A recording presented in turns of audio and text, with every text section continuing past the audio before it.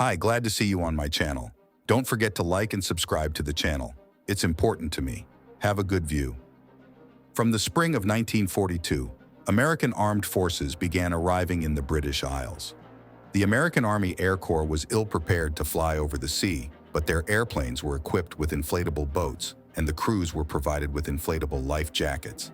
There was no rescue system as such, and the British side had to organize the training of American flight personnel to act in the event of an aircraft accident over the sea, as well as transfer some of their equipment and vessels.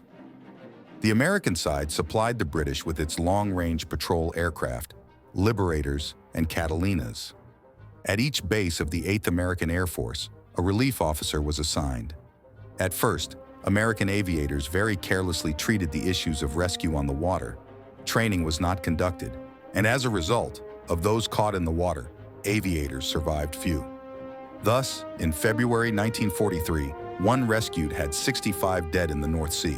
By summer, the situation improved. In June 71 of 255, pilots who found themselves in the water were rescued. However, the load on the rescuers has increased greatly due to the intensification of bombing of objects on the continent. In late summer, the command of the 8th Air Army began to include in the bombing groups of one airplane designed to conduct search and rescue operations. It was loaded with rescue equipment provided by the British. If in the first half of 1942 was rescued only 6% of American crews who found themselves in the water, in the second half of 1943, the effectiveness of the service increased to 40%. Convinced of the necessity of the rescue service, the Americans organized the production and supply of rescue equipment, created a single dispatch center. When the crew reported a forced landing, the center transmitted the information to the British.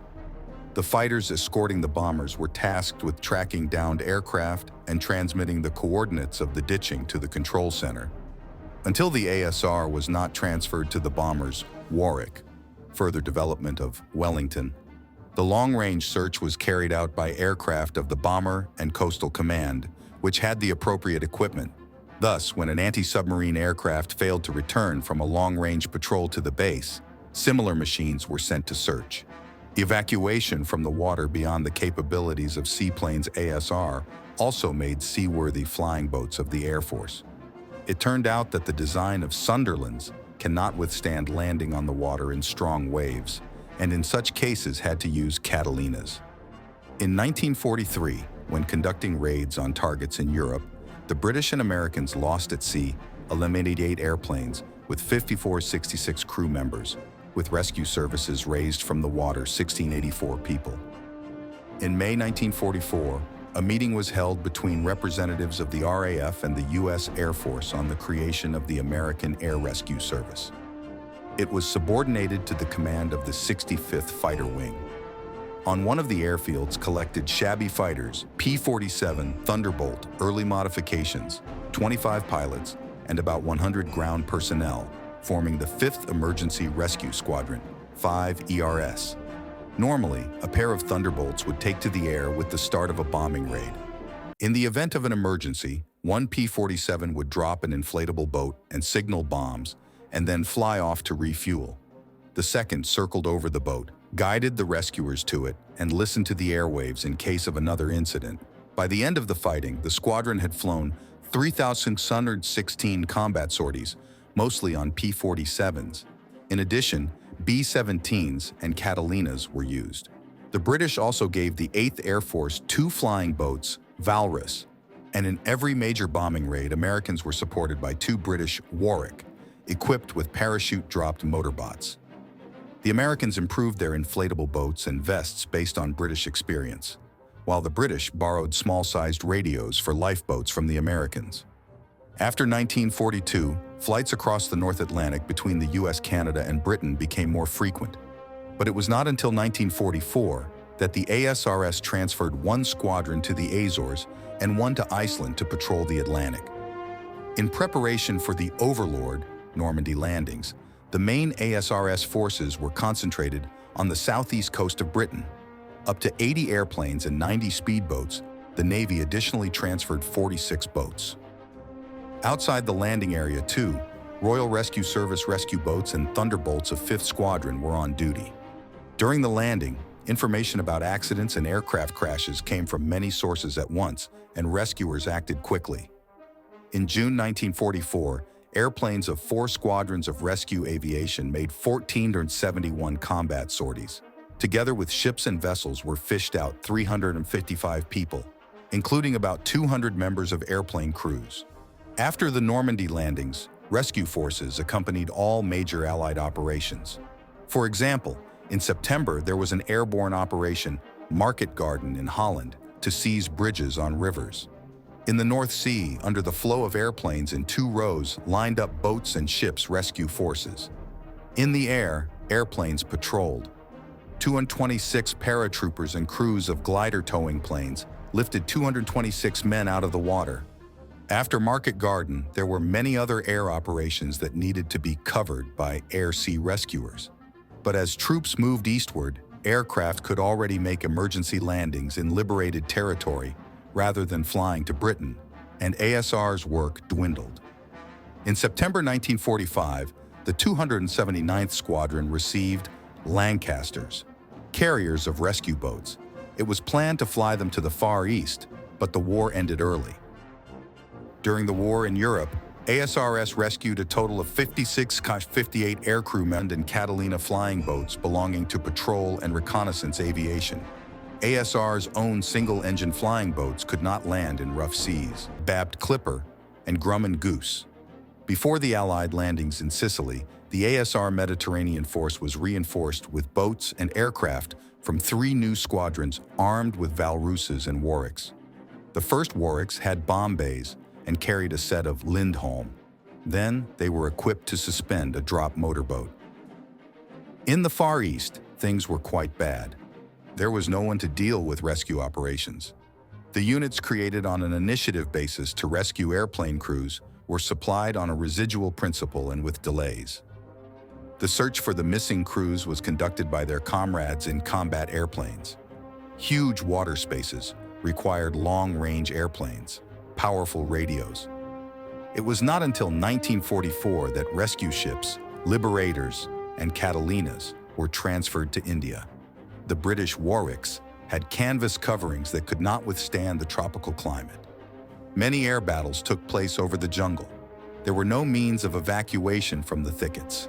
Downed crews were supported from the air bow fighters, which instead of a torpedo took a cargo container. The RAF rescue fleet picked up 13,000 people from the water during the war, including 6,000 aircrew members. In addition, it participated in the evacuation from Dunkirk, in the landing of large and small paratroopers and agents. Technical side. After the merger of the RNAS and RFC into a single RAF, the inheritance included, in addition to seaplanes, many ships and boats serving naval aviation. According to the RAF, most of the boats were obsolete and new ones were ordered, which in the end proved to be of little use for rescue service. In the late 20s, former supermarine designer Scott Payne organized his own company to build high-speed yachts and boats. The Air Force paid attention to them and ordered a boat for seaplane service, for towing standing on a barrel in the water area of the hydrodrome, or in case of forced grounding. In the fall of 1931, tests were conducted on the 200-class boat. Lawrence of Arabia, who by this time had been transferred to serve in hydroaviation, participated. The boat was 37.5 feet long and had a speed of up to 24 knots. The vessel proved successful and was produced until 1945. In the mid-30s, at the request of aviators, the 100 class was developed, which had a larger displacement and higher speed. Since speedboats had low seaworthiness, the Fairmile Type B serial fleet boat was selected and 50 were ordered. Soon the shipbuilders offered a more advanced Fairmile long-range speedboat, which had a range of up to 1,500 miles at 20 knots and a speed of up to 33 knots. Prior to the creation of the ASRS department, the Air Rescue Service had no aircraft of its own. Since January 1941, the bases transferred to the service began to collect aircraft. most of the poorly used in other commands and obsolete equipment. For example, the Ship Scout amphibian Valrus, fighters Hurricane, Spitfire, and Defiant, which were removed from the first line. The Spitfires and Defiants were not de-armed.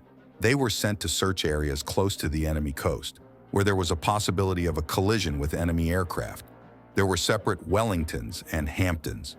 The main task of these aircraft was to locate those in distress and call the nearest rescue force to the scene.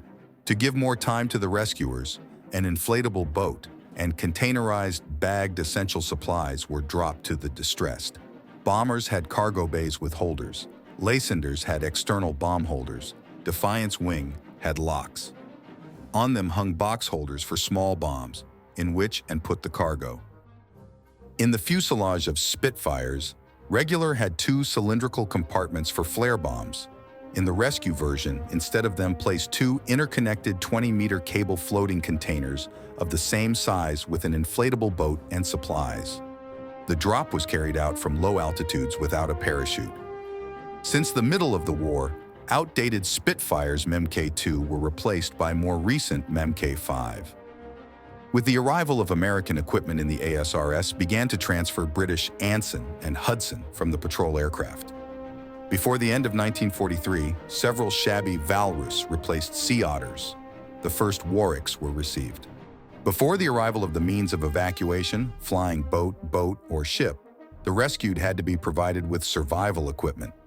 Therefore, in addition to the inflatable boat, search planes carried special first aid kits. There was no specialized list of such equipment, and the technical staff of air bases invented and manufactured the kits themselves. In 1940, the ASR was equipped with a drop kit bag, Thornaby, developed at the airbase near the city of the same name. It was a small container of parachute fabric held afloat by a drop float and a standard inflatable vest. Inside were a first aid kit, food, and fresh water. Alas, the bag proved unreliable. It sprawled in the waves.